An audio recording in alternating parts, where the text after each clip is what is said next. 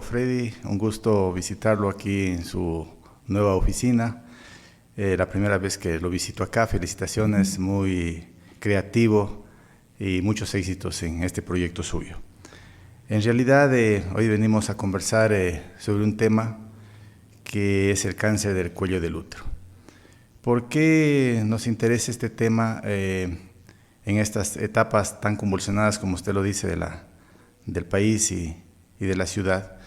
Porque el cáncer de cervix es una enfermedad que está matando mujeres, es una enfermedad prevenible mientras hagamos los exámenes de control. Es una enfermedad de transmisión sexual producida por un virus, que es el virus del papiloma, conocido como el HPV. Este virus, mientras lo podamos hacer etapas de control en mujeres que tengan ciertas características, podemos prevenirlo y de esta manera evitar esta terrible consecuencia como es el cáncer del cuello del útero. Mire usted que hay ciertos factores que hacen que la mujer este virus ingrese más fácilmente a su organismo. Por ejemplo, inicio de actividad sexual a corta edad, el uso de ciertas sustancias como el cigarrillo, drogas, el tener algunos compañeros sexuales, el tener enfermedades de transmisión sexual, el tener bajas las defensas como pacientes inmunodeprimidas, pacientes que tengan, por ejemplo, HIV, pacientes que tengan comorbilidades, hace que este virus ingrese fácilmente y se quede en el cuello del útero. Y este cuello del útero tiene sus ciertas características que hace que el virus del HPV ingrese a un epitelio que se llama una zona de transformación, el epitelio escamoso y el epitelio cilíndrico, y en este sitio el virus comienza a progresar de una manera silenciosa, sin hacer ningún tipo de estragos en la mujer, es asintomático prácticamente. Sin embargo, dentro del campo médico podemos detectarlo tempranamente a través de unos exámenes simples, como son, por ejemplo, el Papa Nicolau, el examen ginecológico a través de un espéculo, observar el cuello del útero, hacer una colposcopía, tomar una biopsia y de esta manera podemos diagnosticar tempranamente esta patología. Pues, doctora, a mí me encantaría que usted dilate más la explicación porque debe ser algo terrible esto. No obstante, usted advierte que puede ser prevenible, puede ser tratado a tiempo, y es un tema cultural, entiendo, ¿no? Sí, en realidad muchas pacientes por temor a hacerse un Papa Nicolau, temor en cuanto a dolor, que es un examen que en realidad no duele, es un examen sencillo, vergüenza también de nuestra población. Hay gente que por miedo o vergüenza no acude a hacerse un examen ginecológico.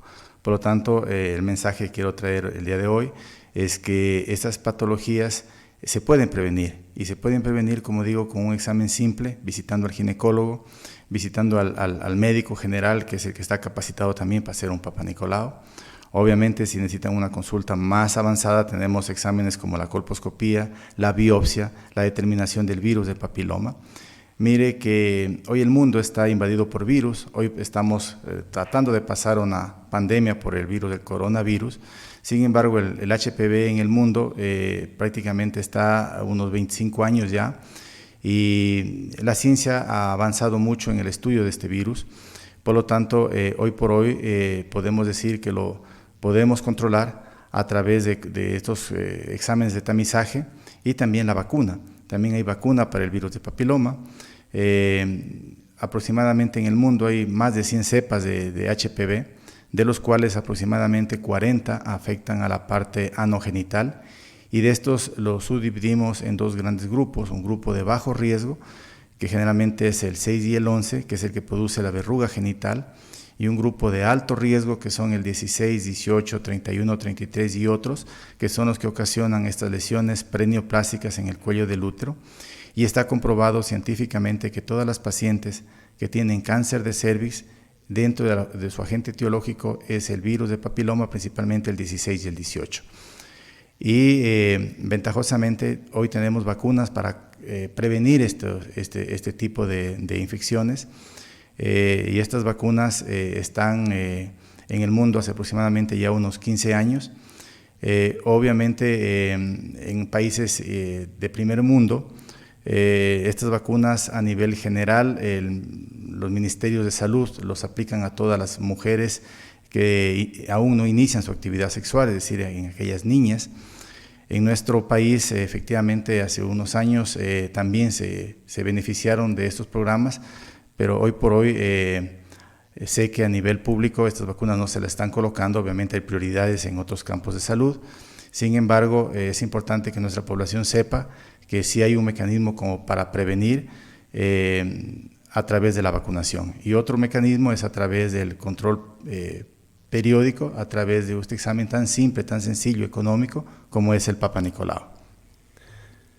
Doctor, una vez detectado el cáncer de útero, no es que no es irreversible, ¿no? O sea, no es que es irreversible, aún ahí hay tratamiento. Sí, la evolución del cáncer, Freddy, sobre todo el cáncer de cervix, es una evolución lenta, y de ahí que nuestro interés en hacer cultura preventiva, porque una vez que ingresa, por ejemplo, el virus de papiloma al organismo, deben pasar algún tiempo, algunos años, para que este virus comience a producir lesiones preneoplásticas en el cuello del útero. Y estas lesiones se las puede identificar fácilmente a través de la colposcopía y del Papa Nicolau.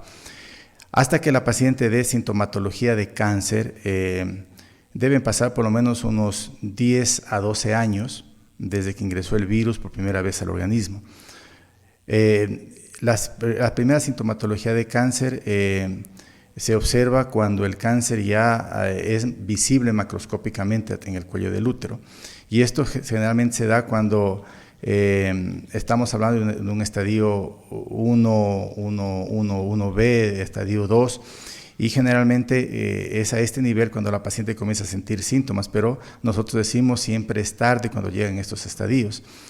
Mientras lleguen en estadio inicial o en etapas preneoplásicas, podemos hacer mucho. Tratamientos en consultorio, tratamientos sencillos, prácticamente ambulatorios, que la paciente no tiene que estar hospitalizada. Pero si llega en estos estadios avanzados, cambia completamente el pronóstico. La paciente tendrá que someterse a tratamientos quirúrgicos, donde aumenta la morbilidad, aumentan los costos para la familia, para el Estado, y prácticamente la sobrevivencia en estadios avanzados es muy baja. Cuando llegan este tipo de pacientes, nosotros decimos, llegó muy tarde.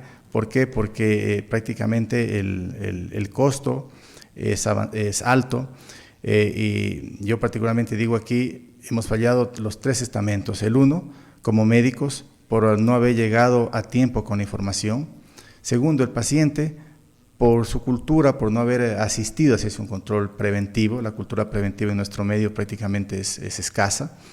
Y tercero, también el Estado por fallar en cuanto a políticas de prevención, llámese prevención primaria a través de la vacunación, llámese prevención primaria a través de educar a nuestros jóvenes respecto al inicio de su actividad sexual, respecto al método de prevención de enfermedades de transmisión sexual.